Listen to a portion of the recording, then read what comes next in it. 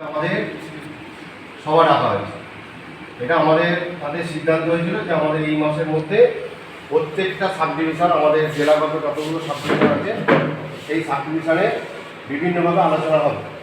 এছাড়াও আমাদের আরামবাগী ইউনিটের সিদ্ধান্ত অনুযায়ী আমরা সিদ্ধান্ত করেছি যে আমাদের যে প্রত্যেকটা এক্সচেঞ্জের বর্তমান কী পরিস্থিতি আছে, কোথায় কী প্রবলেম আছে, সেইগুলো কিন্তু প্রত্যেকে বলবেন, এখানে নোট করা হবে।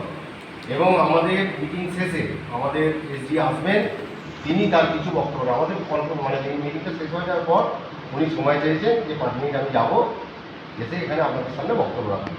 এই হচ্ছে মূল বিষয়। তো আজকে সবাই সভাপতি হওয়ার জন্য আমি কমরেড হোসেন সাহেবের নাম প্রস্তাব করছি।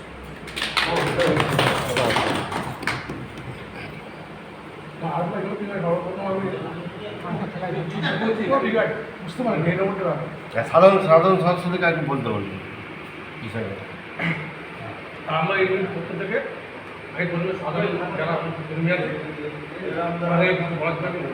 খাতাটা একটু লাগবে কিন্তু, হ্যাঁ নোট করতে হবে, এসডিকে আমরা ধরবো।